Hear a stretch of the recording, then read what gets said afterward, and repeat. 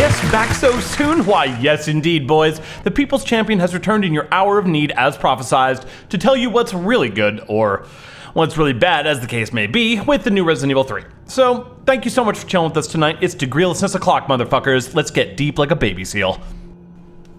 Well, it's a ballsack, boys. Even though it seemed like an obvious path to failure and a route easily avoided, the temptation to just half-ass this for a quick cash grab proved too much to ignore, sadly, for the developers at Capcom. Riding high on confidence and consumer goodwill generated by the critically acclaimed Resident Evil 2 remake, it appears as though Capcom was seduced into believing that they could get away with just slapping a few new character models and a new map or two into the RE2 engine and just calling it a day. As I've mentioned before, I'm no RE3 hyperfan to say the very least. I'm not even that familiar with it, but even I was able to spot all the glaring gaps and missing set pieces from the original in this.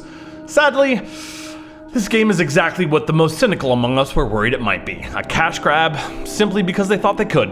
And man, I don't know about the rest of y'all, but I'm getting kind of tired of being right. Sorry, I'm not interested in playing a game like this. Any of you familiar with how I do reviews will know by now that I only do a game the courtesy of a deep dive and systems breakdown if I feel that a sincere attempt was made by the developers to create a genuine piece of creative, interactive entertainment with the primary goal of providing customers a valuable experience well worth the asking price.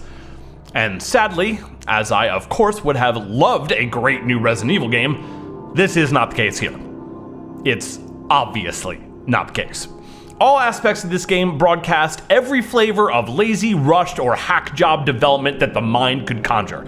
The Nemesis barely lives up to its name. In fact, I'd say a better title for this game would have been Resident Evil Minor Hassle.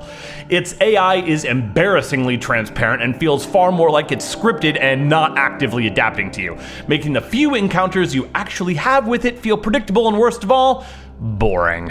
The rest of the game is just downhill from there. The zombies are more annoying than scary, the set pieces reek of copy pasta, and the rare departures from predictable area design are few and far between, and even then, they're over before you've really had a chance to properly appreciate them.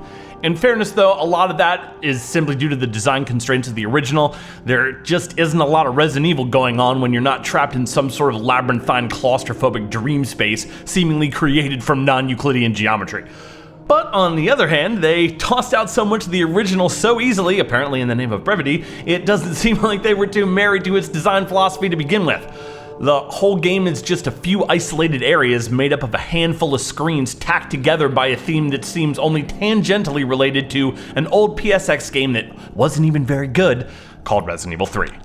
The tragedy of this is that it's not really a surprise. A surprise would have been Capcom proving that the faith and customer goodwill that they earned with Resident Evil 2 wasn't merely a fluke, and that it instead was well-deserved. And they could have done that by releasing a game that was every bit as polished, nuanced, and painstakingly crafted as the Resident Evil 2 remake.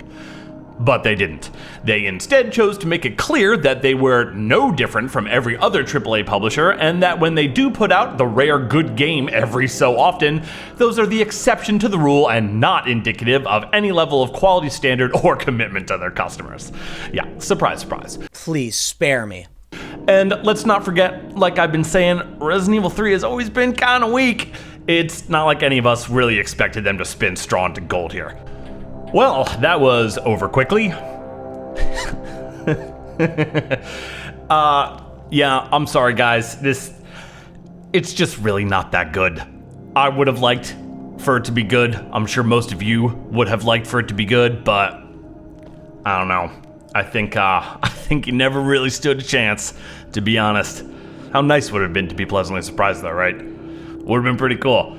But no, this year, like most AAA developers, just continue to prove that they should have been run out of town with an angry mob brandishing pitchforks and torches at their back long ago. Oh well, thus ends the tragic tale of the Resident Evil 3 remake. Hopefully Capcom has learned their lesson, but something tells me that they didn't. That's our show though. Thank you so much for chilling with us tonight. We do love you today. We love you all the way. Hope you're all staying safe, healthy, and, you know, while you're stuck inside and shit, hey, you should probably comment down below. Let me know how wrong you think I am about this stupid corporate cash grab right here. Then upvote the video, even if you didn't like it.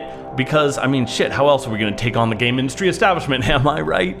Of course, click the subscribe button. Of course, click the notification bell, sign up for the mailing list, donate to my Patreon, and oh wait, I don't have any of that shit.